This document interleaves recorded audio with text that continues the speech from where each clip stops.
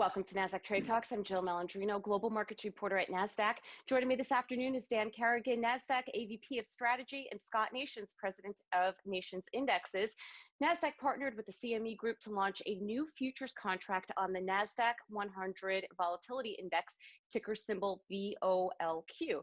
The new futures contracts, following all regulatory approvals, will launch on October 5th, 2020. The futures contract will be cash settled based on the VOLQ Index.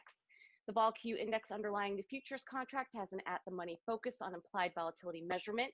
The index is calculated based on the values of 32 Nasdaq-100 index options, the two nearest in the money and out-of-the-money puts and calls for the next 4 weekly expiration. This approach reduces the value of the resulting measure due to statistical noise, issues like skew, from any of the 3 options inputs. Today, we examined what deconstructing skew may offer traders when researching and trading the Nasdaq-100. And for this, I first turned to Dan Carrigan of Nasdaq. Dan, it's great to have you with us.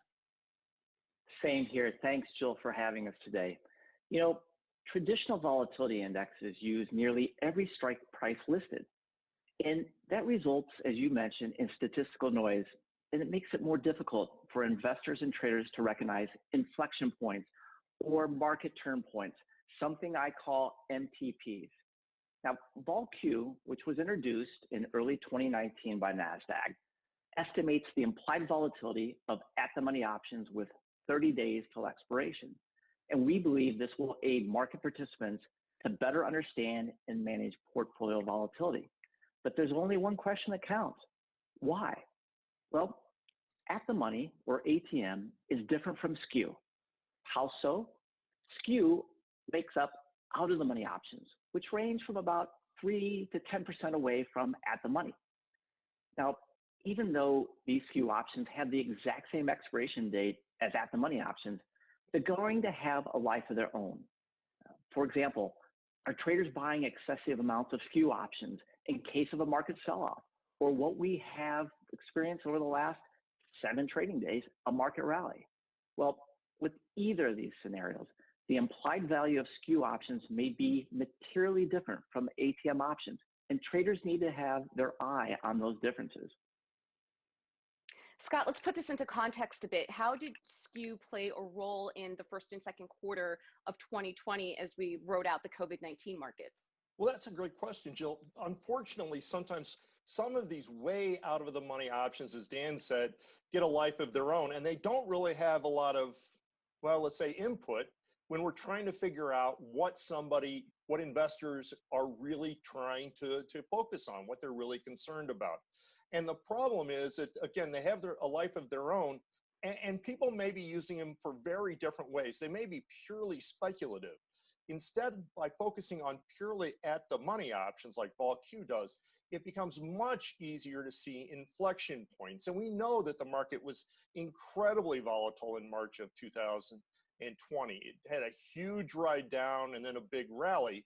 And the interesting thing is that if you focus more on the at the money options, the options that investors and hedgers are really using, we think it's easier to see inflection points, as when VOLQ topped out just over 78 on March 16th.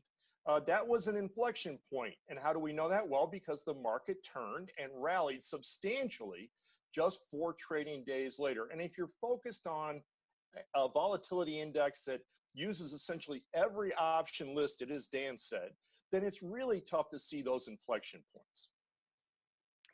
Dan, what roles does skew have in making trading decisions? Well, for traders seeking the market turn point, just going back again to March, as Scott mentioned, we obviously had a big equity market sell-off into late March. Scott mentioned VOLQ had its peak on March 16th, which just 4 days later, the market for NDX bottomed out on March 20th. But how about VIX? It peaked on March 18th, and that presaged the low of trading just 4 days later on March 23rd. So let's put this kind of together in terms of recent history. It's another way of saying that at-the-money options became a leading indicator during times of extreme volatility during the March sell-off. So we contend VOLQ is the answer to the question every trader asks. Where is NDX at the money volatility or ATM vol at any given point in time? It was important in March, and it became a critical inflection point for the bottom of the equity markets. Scott, how will VOLQ futures help traders?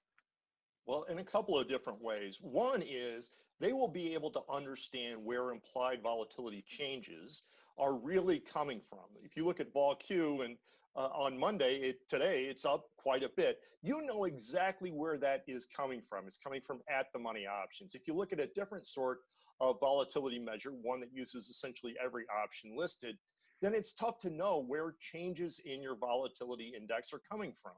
Are they coming from at the money options? That tells you one thing. Are they coming from deep out of the money puts? That tells you something entirely different. Are they coming from what we call juicy options? Those are those that are just out of the money, either puts or calls.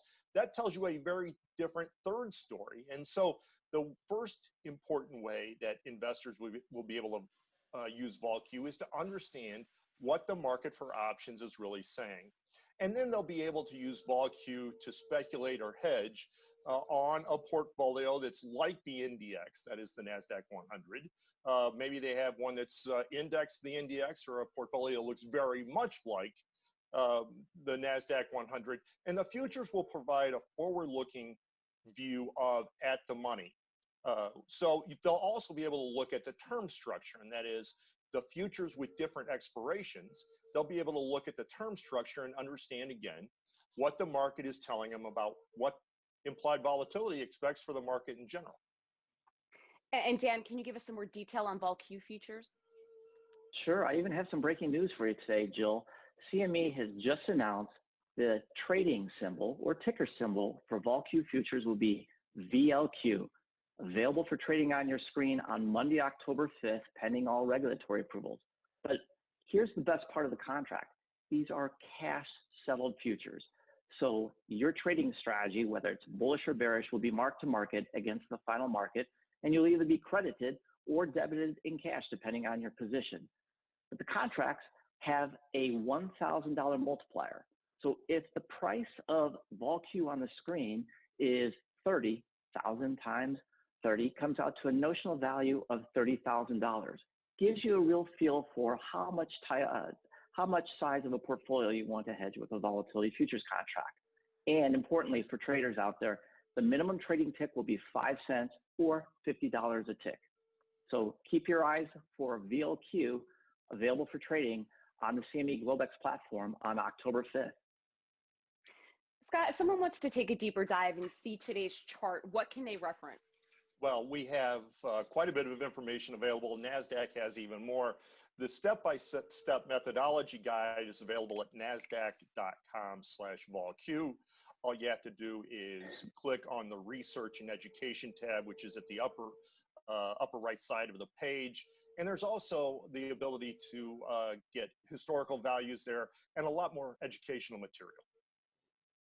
All right, Dan and Scott, with all the eyes in the upcoming November elections, we will watch volatility closely. That is VOLQ at the money volatility. Thanks so much for joining us on Trade Talks. I'm Jill Malandrnio, Global Markets Reporter at Nasdaq.